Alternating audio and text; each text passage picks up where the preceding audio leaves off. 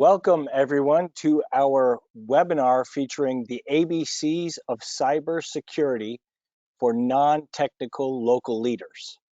My name is Mark Levine and I'm the Deputy Director of your New York State Association of Counties. Today's webinar is designed to help elected local leaders understand what to prioritize and where to focus your limited resources to protect your constituents, your residents, and your governments against cyber threats. This is the latest installment of our cybersecurity webinar series that we are partnering with our other local government associations in New York, the Conference of Mayors, the Association of Towns, and the New York Municipal Insurance Reciprocal. We appreciate the General Dynamics IT, GDIT, for lending their experts with us today to share insights into the foundational elements of cybersecurity facing state and local governments. Before we begin, I want to shout out to our sponsor, National Business Technologies, a New York State services company specializing in cybersecurity, New York Shield Act compliance, IT strategies, endpoint detection, disaster recovery, Hewlett-Packard enterprise storage and server solutions, printers and IT staff augmentation, and a number of other things. National is committed to keeping counties and local governments safe from cybercrime.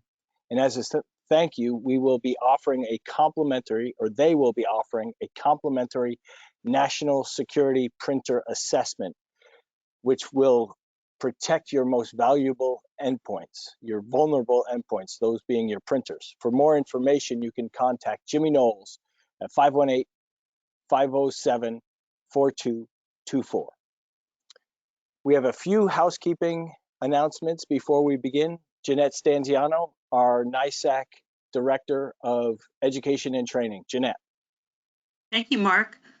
We will be recording this program as we do with all NYSAC webinars, and we will be posting that recording with a PDF of all slides presented today on the NYSAC website, which will be posted about an hour and a half after the program. You can find this at nysac.org under webinars. We also want to encourage you to feel free to submit questions at any time during the webinar. We ask you to submit them in writing by referring to your dashboard questions tab. Just click on the questions tab, type in your question, and when we get to the Q&A at the end of the presentations, Mark Levine will moderate all questions to our speakers. Back to you, Mark. Thank you very much, Jeanette. And I want to thank our speakers, our experts today. They are Justin DePalmo, the Vice President and Chief Information Security Officer, or CISO, for GDIT, and Dr. John Salen, the Director of Cybersecurity for GDIT Defense Division. Now, we've been speaking to GDIT for a long time. They've been a long time partner of the New York State Association of Counties, and they're very involved in cybersecurity, and they've provided lots of advice along the way for us, NYSAC, and for our members. So we very much appreciate you being here and lending your expertise. What we're going to talk about today, the ABCs of cybersecurity. So what are the ABCs? Two A's, asset management, access management, and B's, the business requirements and continuity in your environment and your government mission. And then the C is cybersecurity training. So those are the main thrusts. That's the main thrust of today's webinar. And we're going to do this not as presentation mode, but as a conversation. So I really encourage all attendees here, if you have a question along the way, please type it into the question panel on your GoToWebinar dashboard, and we will get to them as we go through this conversation. First, I'd like to turn it over to Justin for an introduction. Can you tell the audience a little bit about yourself, Justin? Yeah, absolutely. So thanks, Mark, for having us today here. My name is Justin Nipomo, Chief Information Security Officer here at GDIT. Excited to be here alongside Dr. Salen and you all presenting here. We can go through those foundational approaches for cybersecurity for state and local governments. You know, as the cybersecurity landscape continues to expand overall, these items can be difficult to keep up with, right? With any customer or partner of any maturity, the foundations are key to success. And I think we've laid out some good ones here today around that asset management, access management, business environment, and training.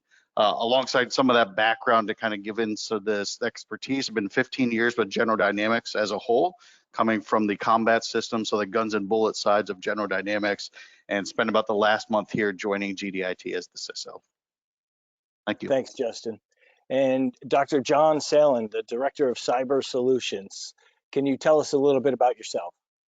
Hi, yeah, thank you for having me again. I really appreciate it. My name is John Salen, and I've been doing this. I've been working in the cybersecurity field across commercial industry, federal systems integration markets, and a little bit of state and local as well for the past 30 years.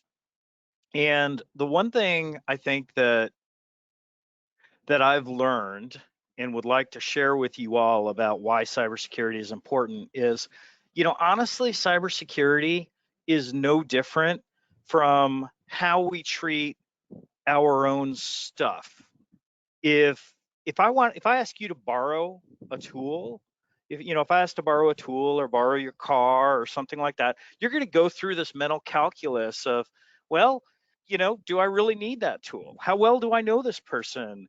Did the last time I lent him something, did he treat me with respect and return it, promptly and in a clean condition, or did he hesitate and I had to bug him multiple times before I finally got it back and it was dirty, or he returned the car empty? So we kind of go through this with our physical things. Cybersecurity should be no different. The tools are different, right? The calculus, how we make those decisions, are slightly different, but the concept is the same.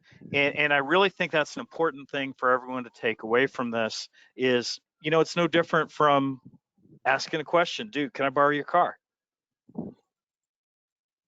That's a great analogy, and I'm going to jump from that analogy right into the discussion because you're talking about stuff and how we take care of our stuff. And the first A for the ABCs of cybersecurity is asset management. So what are we talking about when we talk about assets? Now, this question is for both of you, but let's start with Justin.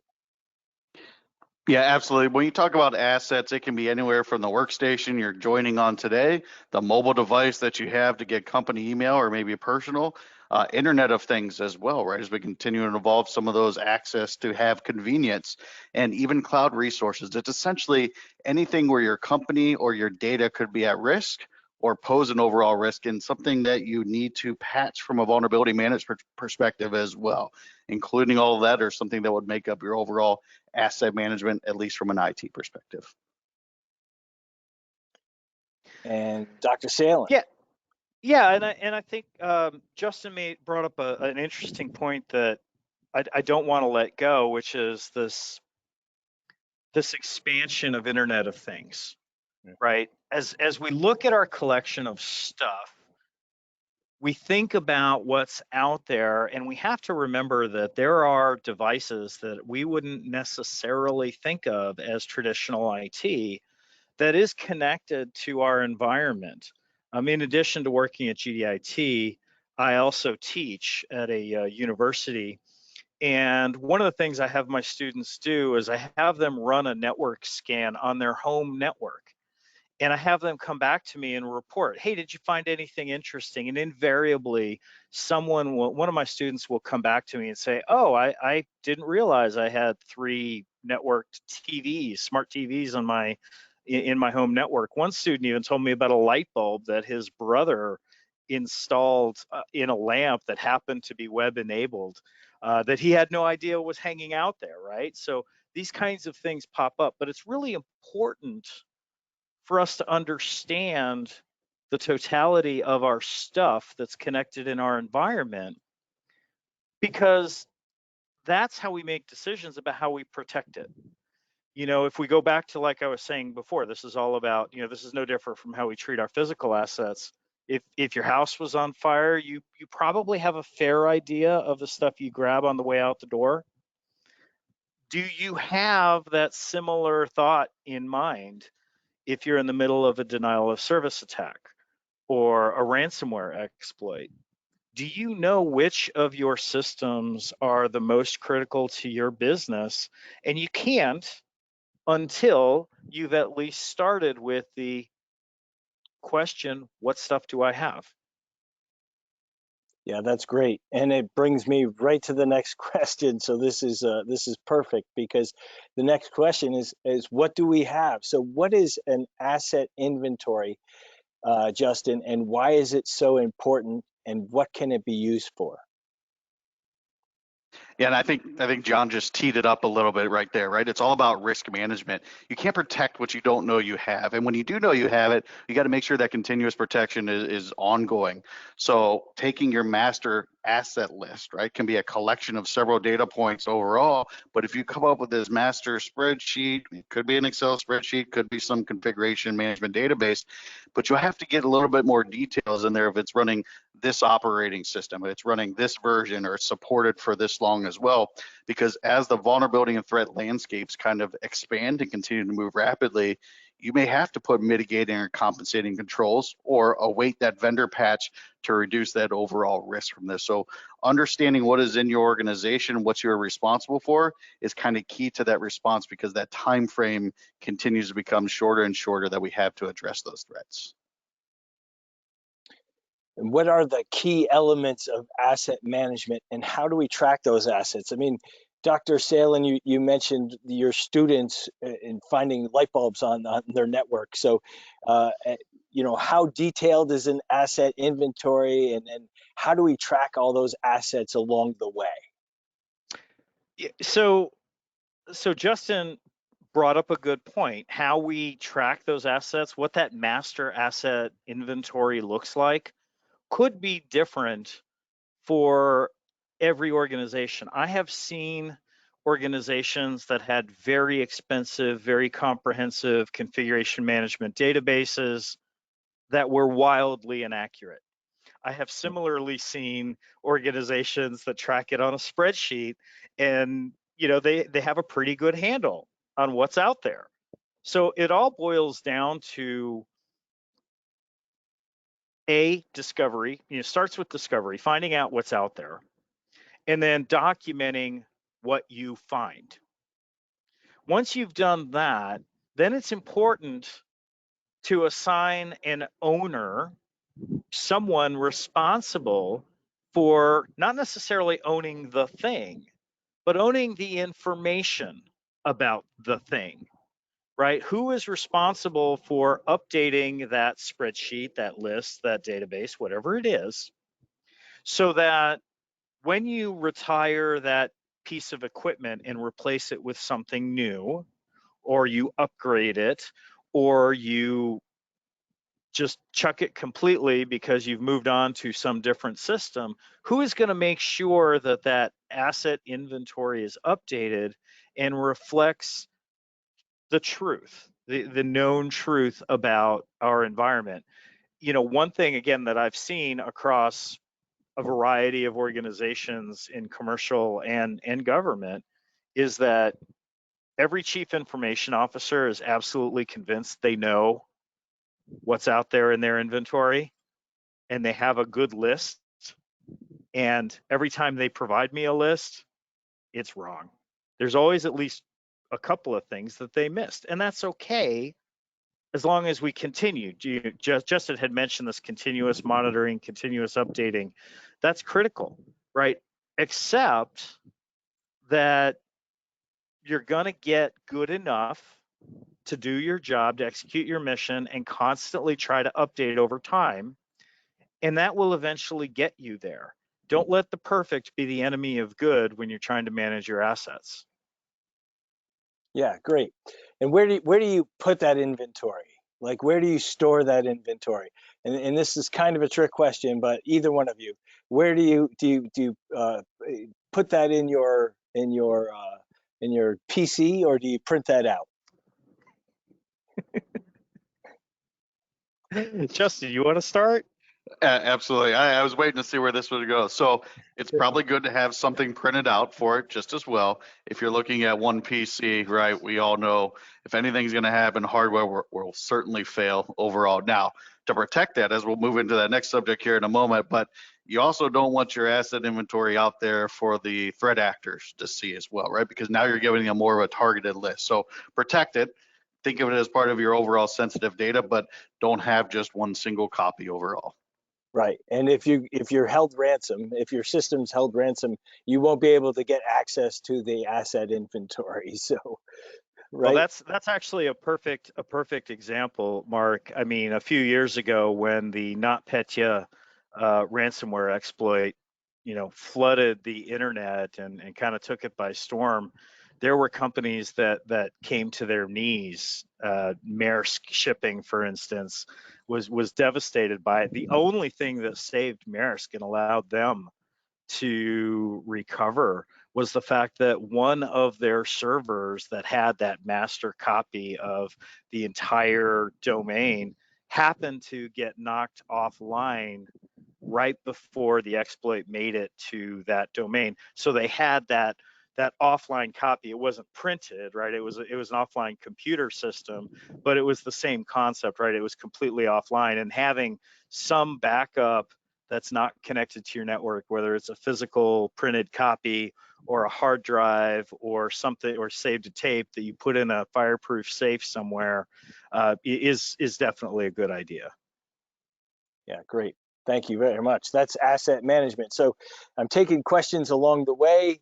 So far, no questions from our attendees. But as you hear something and have a question, please type those into your question panel on the GoToWebinar dashboard.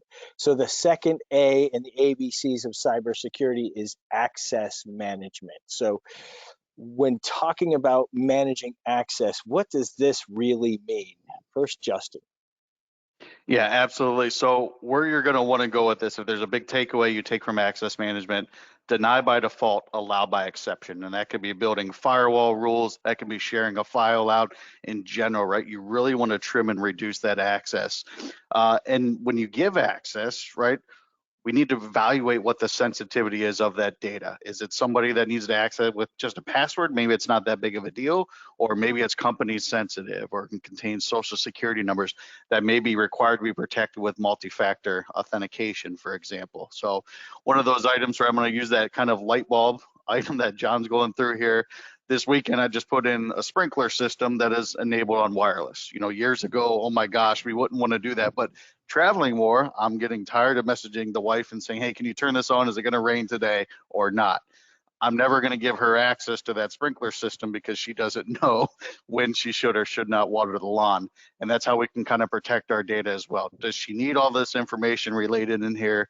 Does this customer need it? Does this threat actor need it overall, right? Really reduce that risk, that attack surface, and overall kind of blast radius should that data be leaked. Right. We have a lot of employees at the county level, and local governments have a lot of employees. So this is a major challenge, right?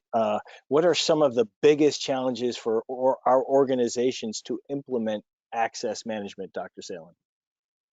I think the biggest challenge really is understanding the logic of how we want to allow access. So my background is primarily defense. And in the Defense Department, we deal with classified information. And the classic kind of definition of do I have access to classified information is a combination of a few things. Have I been vetted? Do I have that security clearance checkbox that says, yea, verily, this person, we've checked their background and we will authorize them up to top secret information, say. But that doesn't necessarily mean I can access the data. I still have to have that plus an additional check of, do I have a valid need to know? Is it part of my job? Kind of to Justin's point about his wife not needing to know when to turn on or off the sprinkler system. So I'm just not going to give her the information. Not part of what she does. So it's not that I don't trust her. It's just that it's not part of what she needs to do. And even that is somewhat challenging, as we saw from this recent national security leak from this guardsman, Jack was Teixeira, I think is how his name is pronounced. Right, he was an IT administrator, but he had access because of his clearance and because he was the IT administrator of the network. He had access to all the data on the network. So that makes it challenging, right? Are we going to allow that? And the Defense Department is going through some additional thoughts of, well, does it really make sense for the IT person to have access to intelligence analysis data? That's not part of his job. Part of his job is to make sure the ones and zeros go where they need to go. So just really thinking through that, who should have access when and under what conditions, not at the individual level, but at the level of based on their job, based on their location, and then maybe based on some other things. Now you can get into some really interesting areas with more advanced levels of security, because you can start to evaluate user behavior and now say, well, John lives in Northern Virginia. Why all of a sudden is he trying to access, these server files from Kuala Lumpur? That's odd behavior. It's not necessarily bad, it's just odd. So maybe we shut down access temporarily because John's credentials could be compromised. Somebody might be acting as if they were John. And once you have that logic tree of who and under what conditions should have access to what, then you can start implementing the technology to allow you to do some pretty cool stuff like that. But until the logic's there, the technology, it doesn't matter. And as a technologist, you can quote me on that. It's just,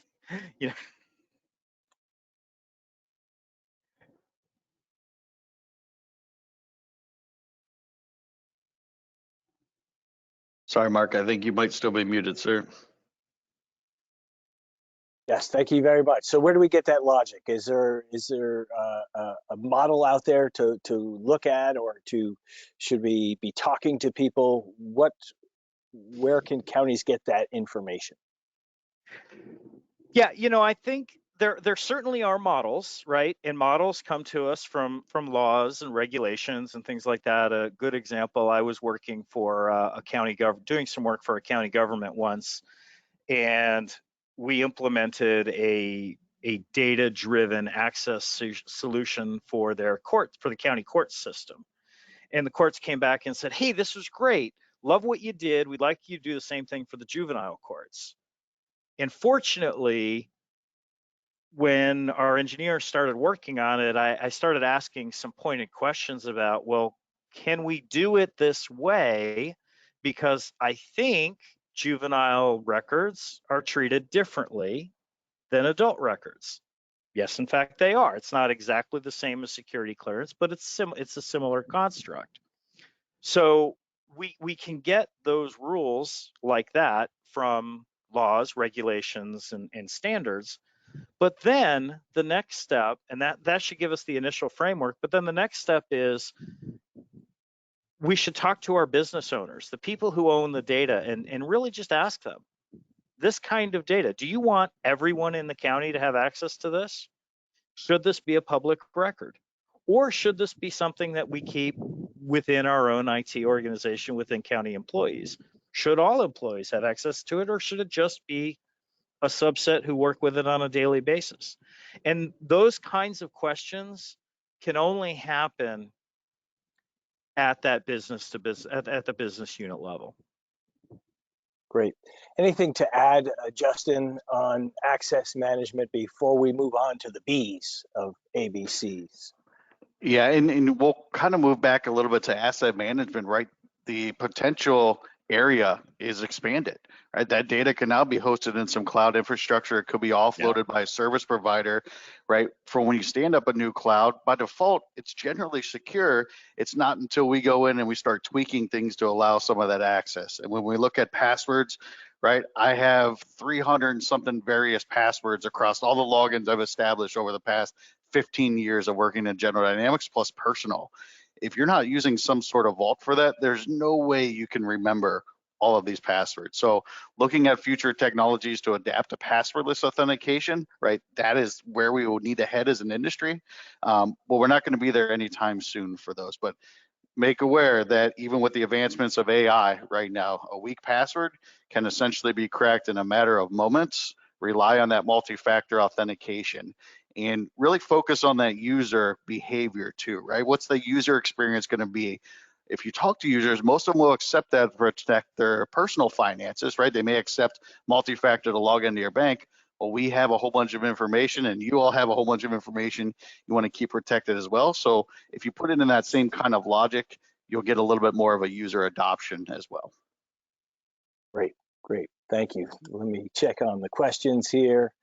Okay, let's move on to the B's. What are the B's of the ABCs of cybersecurity? It's business requirements, it's business continuity, it's the environment you're in, and the mission of county governments or local governments that you're working in. So this is, can we talk about these business requirements as they relate to asset management, access management, and get a little bit more understanding of the relationship between our mission as local governments and cybersecurity? I'll start with John and we'll move to Justin after that.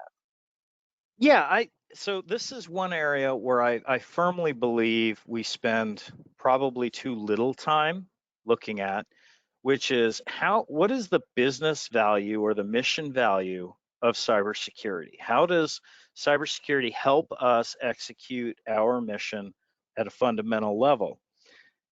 You know, when we think about cybersecurity, we talk about the triad, the confidentiality, integrity, and availability of the data we're trying to protect. And a lot of times I think people get hyper focused on the C, the confidentiality piece of data. How do we keep it safe? How do we keep, hackers from getting access to it?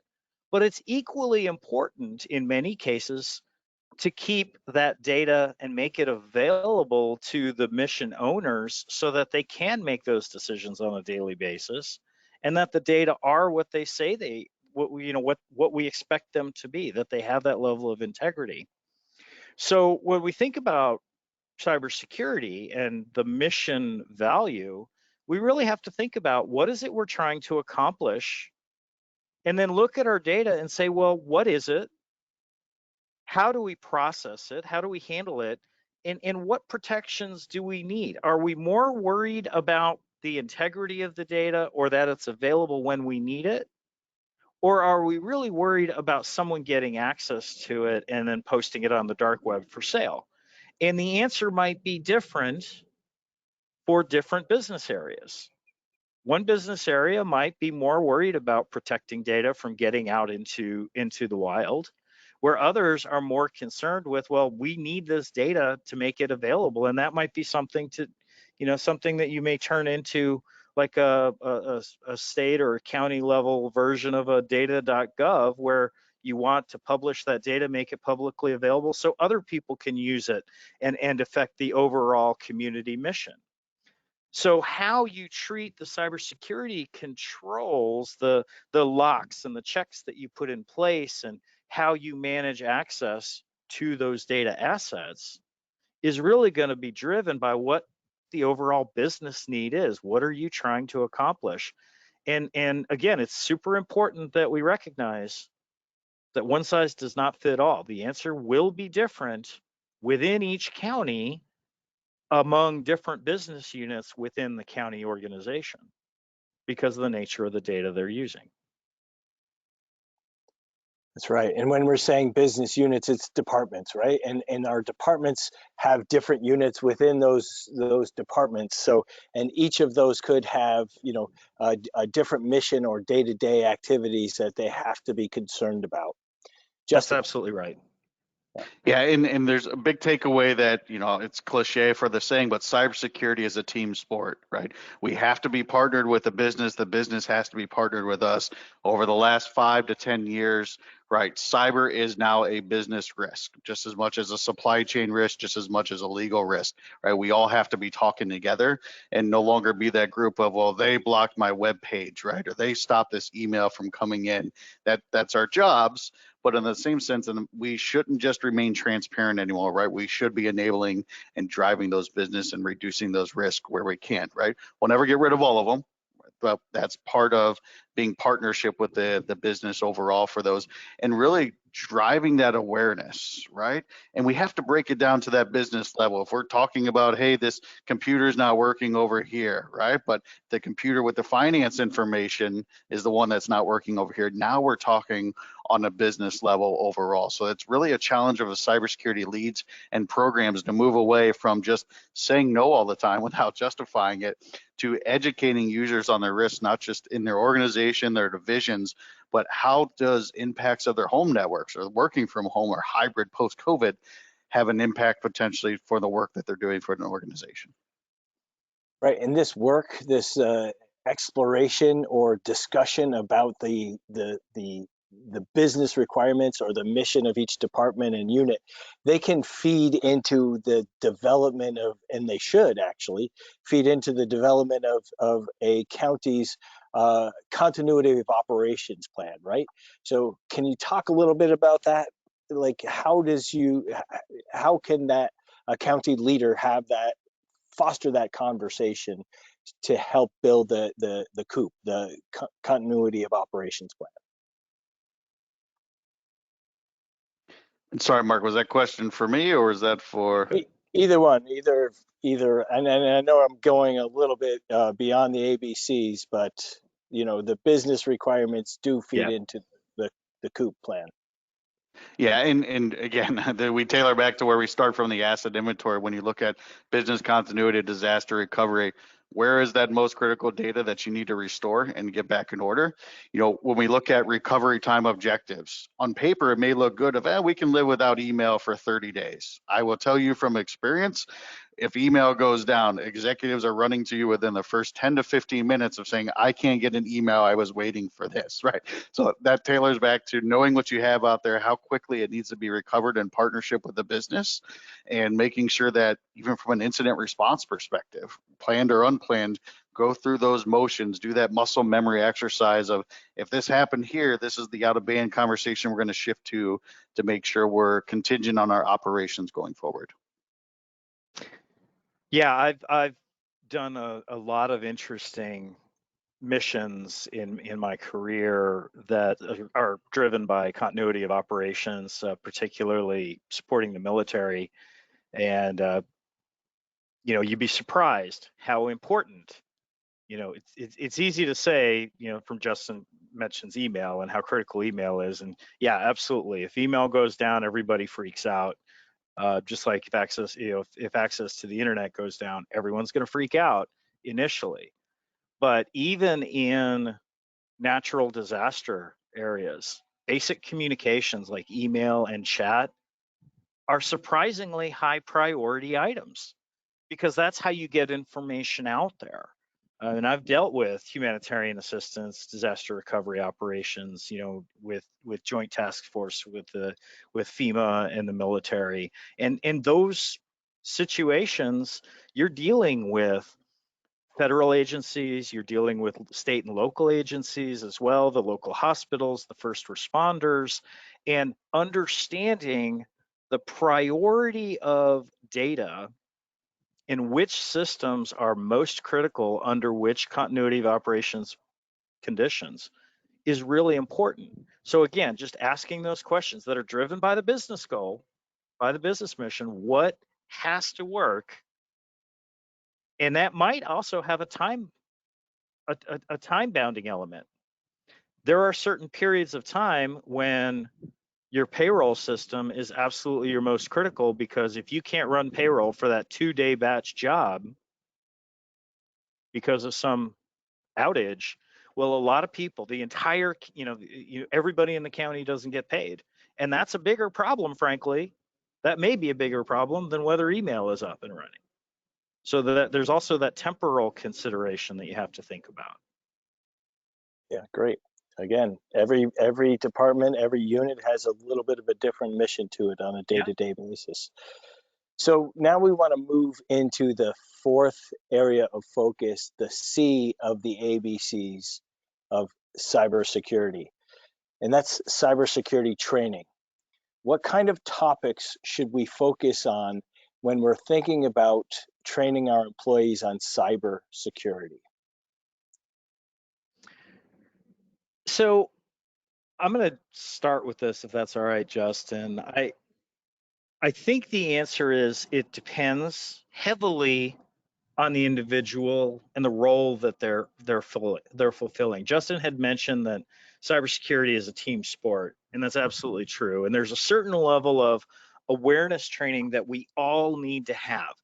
You know, how do we do basic cyber hygiene topics like resetting the default passwords on all of our internet enabled things, right? Our light bulbs and our smart TVs and our wireless routers and things like that. And that's important, especially in a post-COVID world where we are more often working from home across the board. And there are documented incidents of nation state actors who are actively targeting small office, home office networks, not so much because they think there's a lot of really good stuff on those networks, it's because they know that's an initial entry point to getting into potentially more hardened networks by hopping from that home office, which might be of some lower degree of cybersecurity, and then lucking out and infecting somebody's corporate laptop that they then bring and introduce physically into a more hardened environment. So that certain level of basic awareness, super critical. And then have a cybersecurity for managers. You know, here is the operational mission. Here's how I make cybersecurity make sense for my mission kind of set of training. And then another set of training for my technologists. And in the technologist side, I gotta say, you're never done. There's no way you can get your head wrapped around the totality of the technical training that's out there related to cybersecurity. I am a lifelong learner. I'm sure, Justin, you'd agree with that you are as well. And we're always looking for how do we expand our skill sets. And that should be something that we think about encouraging with our staff, especially the technical staff. Yeah, I mean, we're also having to keep up with the people we're trying to protect our counties from, right? And they're moving Yeah. and they're getting more and more sophisticated on a day-to-day basis. So, well said, and I'm a little scared. But Justin, you want to add anything to the training, cyber training? Yeah, I mean, John covered a lot of great, fantastic points there, right? We'll talk about the post-COVID era, but right, even as things started to shut down, we saw a lot of exchanging of security for convenience, right? Folks rushing out to do Zoom, right? Signing up for their home subscription or something on a Teams perspective, whatever flavor of what it was, right? We had folks joining FaceTime calls just so they can have conversations. Even though we were watching what was happening in the world, right, we didn't have time to protect ourselves and move at a rapid pace as fast as COVID had shut us down for that. So a lot of lessons learned from there.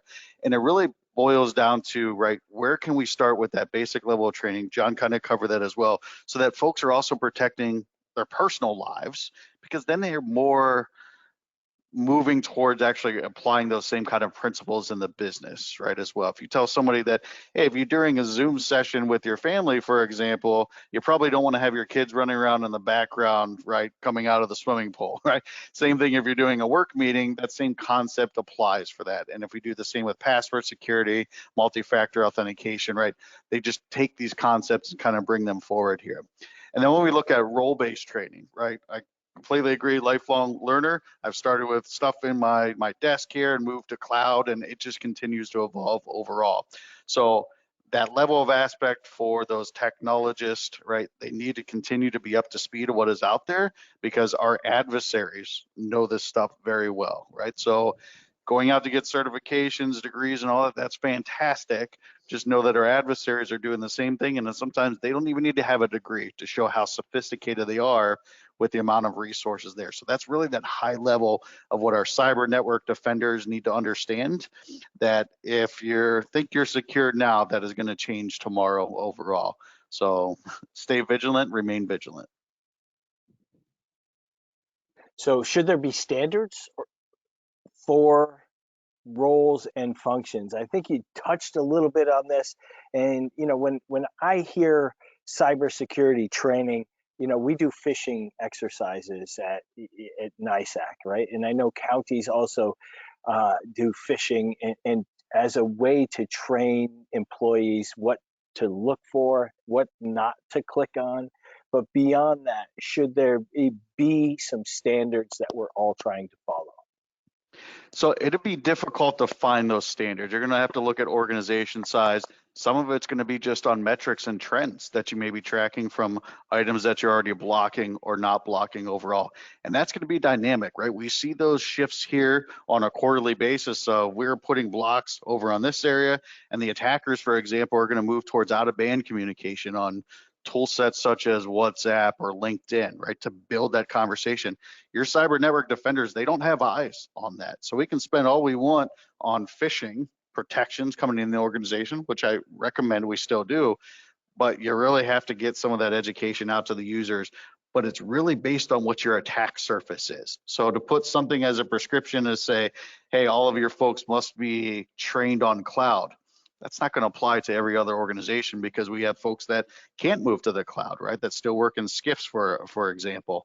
So it really has to come down to a business need, making sure where that trending data is showing that data, and then adjust accordingly and be prepared to adjust again, right? Just a quarter after that. Right. Yeah, I'll tell you, the one thing I would recommend, and I agree completely with Justin about the challenge of establishing, of pointing to standards, is looking at particularly what some of our what our federal government partners are putting out there, specifically focused on organizations and individuals that don't have the resources available to the federal government, right? The Cybersecurity and Infrastructure Security Agency, CISA, and FBI, and the National Security Agency, frankly, are all very active in posting information, webinars on some of the basics of cybersecurity, because it is very much a team sport, as Justin mentioned. And there are some really great things out there. For instance, CISA has this program called Shields Up, which is basically their general advisory services that anyone, even individuals, can tap into to learn how to better protect their home office, to learn how to think about cybersecurity a little more differently, and making that stuff available to all of our county employees, and even possibly making some of that available to the citizen base, to the community. It's not a bad idea, because we're only as secure as that one weak link. I mean, for Tolkien nerds like myself, I think about the dragon Smaug, who had just one scale missing on his underbelly, right? And he got killed because the ranger was able to put an arrow through that one missing piece of his impenetrable scale armor, and that's all it takes, is that one missing scale. So anything we do to make everybody more cyber aware, I think, is probably a good thing.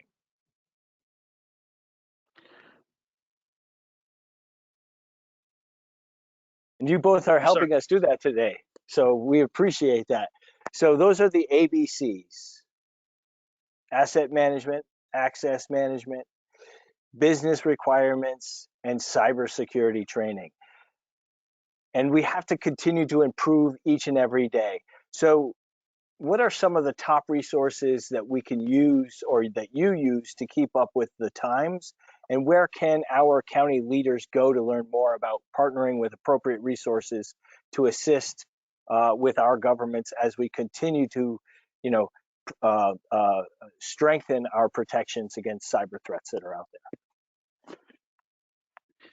I can start on one, and John kind of hit it right there. CISA has been doing a phenomenal job keeping up with current activity, releasing zero trust frameworks, releasing software supply chain, right? They are on top of the game and something we use heavily. We also partnership, at least with the General Dynamics side, we have a General Dynamics Information Sharing and Analysis Center, but it doesn't just stop there for us, right? We partner with the Health NYSAC, for example, and other entities across the defense industrial base to share that intelligence in near real time, right? If you're sitting around potentially waiting for a resource or something to come out tomorrow, it's probably yesterday's intelligence, right? So gather those relationships, collaborate, and in some cases it's easier to have, back channel conversation groups of subject matter experts that's sharing that intelligence. I am one of those Twitter folks, not plugging Twitter or anything, but I follow several security threat researchers in there, and when something drops, right, that's our opportunity to get on it before the adversary does, because again, those adversaries are really up to speed, if not already ahead of the game as well.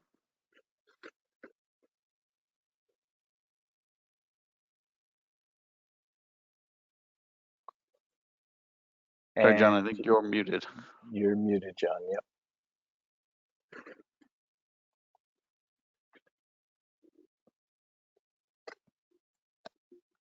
There we go. Yeah, and that's a good point, Justin, you brought up about Twitter. Some of the non-traditional avenues for getting information from these organizations is important. The feeds, feeds from National Security Agency and CISA and FBI, they're all very active in publishing information on the fly to get the word out there. And then let's also not forget, standards organizations like NIST, the National Institute of Standards and Technology, but then also the nonprofits, right? ISC Squared and others that are focused on cybersecurity.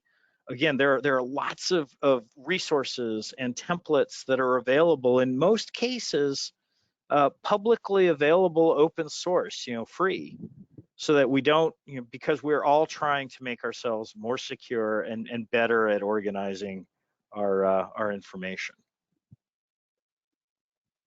Great, and I'll plug the New York State Association of Counties. We've got a webpage, /cybersecurity, and we have reports out there on the primer for local leaders, the challenges of cyber insurance, what is a tabletop exercise and how do I go about doing one.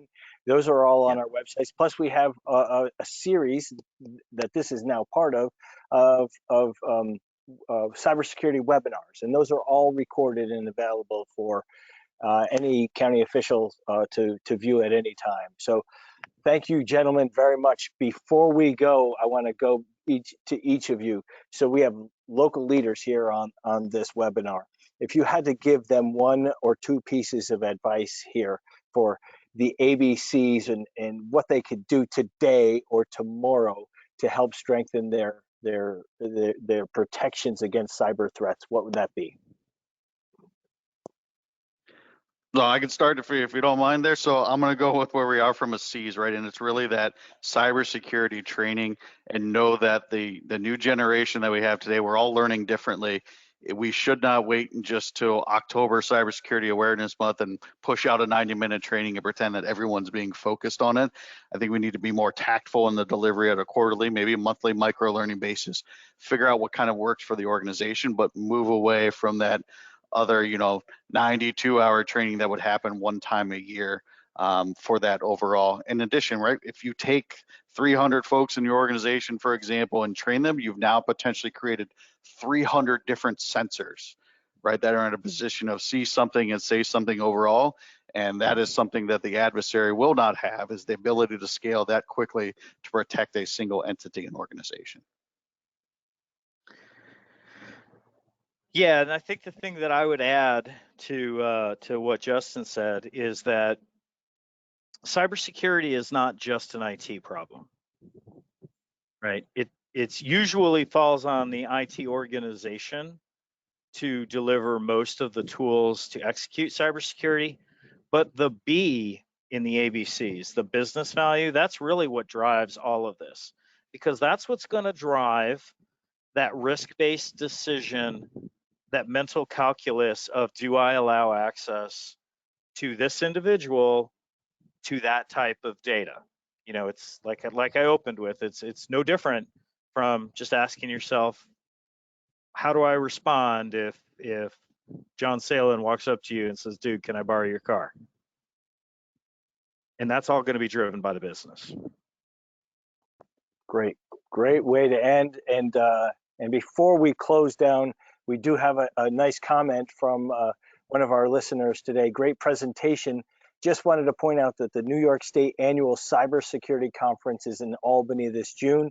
It's free for local and local government and county staff, and offers sessions geared towards all. You know, it's a team sport, as you both mentioned today, and there are opportunities for all of us to be better prepared. So this is another way to do that. And thank you very much to GDIT for your expertise here, and for working with our counties on a day-to-day basis to help us protect our networks. And then one last shout out to our sponsor too, and thank them, National Business Technology, for investing in and helping us put on these webinars. So thank you very much, gentlemen. Have a great day, everyone. All right. Thank you. Appreciate you having me. Thanks for having us.